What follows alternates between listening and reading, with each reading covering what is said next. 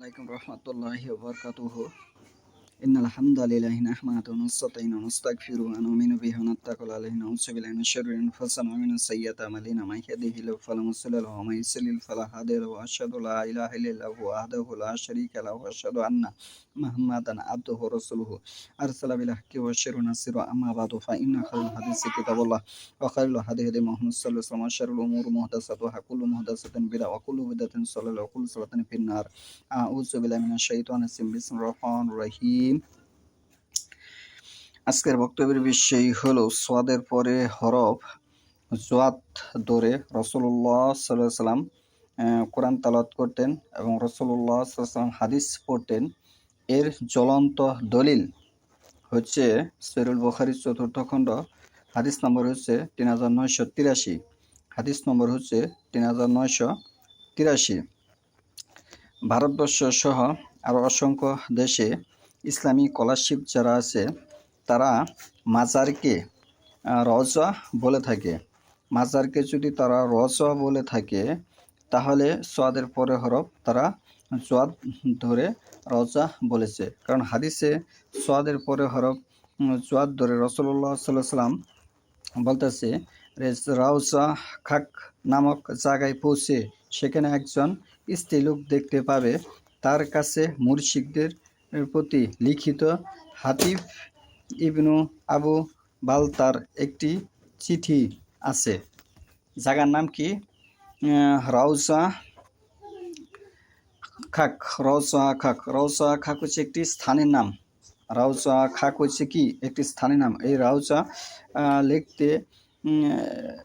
লিখতে এবং পড়তে সোয়াদের পরে হরফ যেটি দোয়াত ধরে গাইল মাকতুবে আলাইহিম দল্লিন পড়ে থাকেন ভারতবর্ষ সহ পৃথিবীর ৯৯৯ জন, সেই হরফটাই কিন্তু জ ধরে রাসূলুল্লাহ সাল্লাল্লাহু আলাইহি ওয়াসাল্লাম উচ্চারণ করেছে যে রওজা খাক, এই স্থানে মহিলাকে তোমরা পাবে। এই স্থানে কি করবে? মহিলাকে তোমরা পাবে। তাহলে রাসূলুল্লাহ সাল্লাল্লাহু আলাইহি ওয়াসাল্লাম এটিকে জ ধরে উচ্চারণ করেছেন এবং সাহাবীরা উচ্চারণ করেছেন এবং তাবিনরা উচ্চারণ করেছেন, সর্বশেষ মুজতাহিদ ইমামগণ এবং বুখারী মুসলিম যে লেখক তারাও কিন্তু এটিকে জ ব্যবহার করেছেন। এই হাদিস দ্বারা স্পষ্ট দলিল প্রমাণ গ্রহণ করে। এটি যদি জ না হয় তাহলে হবে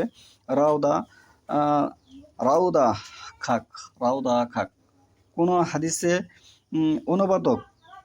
হাদিসের অনুবাদ করে নিয়েছে রাউদা খাক। যদি কেউ দেখাতে পারে তাকে আমি ২০০০ টাকা পুরস্কৃত করব যে রাউদা খাক। আরবের কোনো ব্যক্তিও একথা এইভাবে উচ্চারণ করবে না যে রাউদা খাক, সেটি হবে রাউসা খাক। তাহলে এখানেই এই দলিল দ্বারা স্পষ্ট দলিল প্রমাণ বহন করে যে আমরা অনারব যারা আছি, পৃথিবীর অনারব যারা আছে তারা কিন্তু মক্কার ইমাম সাহেব যে আব্দুর রহমান সুদাইস সহ ওই মক্কায় যারা ইমামতি করবে তাদের প্রতি আমরা ফলো করে থাকি, তাদের অনুসরণ করে থাকি। কিন্তু তাদের মাঝে যে ভুল ভ্রান্তিটা এখন ধরা পড়ছে যে তারা কোরআন হাদিসের ঊর্ধ্বে নয়। কোনো ব্যক্তি কি কোরআন হাদিসের ঊর্ধ্বে নয়, কোনো ব্যক্তি শরীয়ত নয়। শরীয়ত হচ্ছে একমাত্র আল্লাহ রাসূল সাল্লাল্লাহু আলাইহি সাল্লাম, সাহাবী, তাবিন।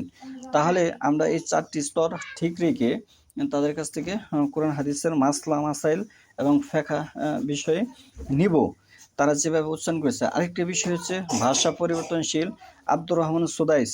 আর এই যে আমরা যারা বর্তমানে দিনী দায়ী যারা মিডিয়ার সামনে বক্তব্য রাখে, তারা আগে এসেছে না কোরআন হাদিস আগে এসেছে? আপনি পট করে বলবেন যে কোরআন হাদিস আগে এসেছে, তাহলে ভাষা পরিবর্তনশীল। আমরা তো আজ থেকে ১৫০০ বছর আগে ছিলাম না। আমরা সে ভাষা বুঝতে হলে কোরআন হাদিস থেকে বুঝতে হবে। এখন আমরা আঞ্চলিক ভাষায় গড়ে উঠেছি। আমরা যদি ওই আঞ্চলিক ভাষাকে কোরআন হাদিসের ভাষা মনে করি সেটা আমাদের চরম ভুল হবে। এই হিসাবে এটা যদি সোয়াদের পরে হরফ, এটা যদি কেউ দোয়াত ধরে কোরআন পড়ে তাহলে তার ৪২০ জায়গায় কোরআন পড়ার মাঝে ভুল আছে। তা না হলে তার দলিল উপস্থাপন করতে হবে এই মিডিয়ার সামনে, জনগণের সামনে, যে কোরআনের সোয়াদের পরে হরফ এটি যে জোয়াত, এটি তার প্রমাণ করতে হবে। সোয়াদের পরে হরফ, আমি তো বলতেছি জোয়াত, সে প্রমাণ করবে যে সোয়াদের পরে হরফ দোয়াত। এটা যদি সে প্রমাণ করতে পারে তাহলে আব্দুর রহমান সুদাইসের পড়া ঠিক, সারা পৃথিবীর মানুষের পড়া ঠিক, আমি ভুলে আছি। তার মানে কি আমি ভুলে আছি। যদি সে এটা প্রমাণ করতে পারে যে সদের পরে হরফ এটি দোয়াত, কি দ্বারা প্রমাণ করবে? কোরআন এবং হাদিস দ্বারা। এটি যদি সে প্রমাণ করতে পারে তাহলে আমি ভুলের মাঝে আছি। আর যদি সে এটি প্রমাণ না করতে পারে তাহলে সারা পৃথিবীর আজ 999 জন ভুলের মাঝে আছে, কারণ তারা কোরআন সুন্নাহ মোতাবেক কোরআন তেলাওয়াত করে না, কোরআন সুন্নাহ মোতাবেক হাদিস তেলাওয়াত ও ইবারত পড়ে না। এই না পড়ার কারণে হাদিস তারা বুঝতে পারতেছে না, না বোঝার কারণে সারা পৃথিবীর মানুষ এখন ভেজালের মধ্যে পড়ে গেছে। এর জন্য ইসলামী দায়ী স্কলারশিপ যারা, তারাই এর দায়ভার বহন করবে আমি মনে করি। কারণ আমি যদি একটা জিনিস না বুঝি তাহলে আমি ছাত্র, আমার কোনো দোষ নেই। আর আপনি যদি বুঝেন তার মানে আপনি কি উস্তাদ, আপনি শাইখ, আপনি মুহাদ্দিস, আপনি মুফতি, আপনি যাই লাগান, যে টাইটেল লাগান ওটি আপনি শোভা পাবে। কিন্তু আপনার প্রমাণ করতে হবে যে সোয়াদের পরে হরফ এটি জোয়াত নয়, এটি দোয়াত। তাহলে আপনি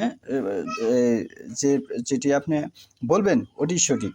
আর যদি আপনি এটি প্রমাণ না করতে পারেন তাহলে আপনার শিক্ষা বল, আপনার বিদ্যা বল, আপনি জনগণের সাথে প্রতারণা করেছেন এবং ভারতবর্ষের ষোলো সোজা মানুষের সাথে আপনি প্রতারণা করেছেন। আমি তো বলতেছি যে যারা গাইল মাকদুব আলাইহিম দল্লিন বলতেছে, তারা সোয়াদের পরে হরফ এটিকে দোয়াত ধরেছে, তারা ভারতবর্ষের মানুষের সাথে ইসলামী দায়ী যারা, তারা প্রতারণা করেছে। তারা নিজেরাও বোঝে নাই, জনগণকে বোঝায় নেই যে এটি আমরা স্পষ্ট বুঝতে পারিনি, এটি আপনারা বুঝুন, আপনারা গবেষণা করুন, এটি তার বলা উচিত ছিল।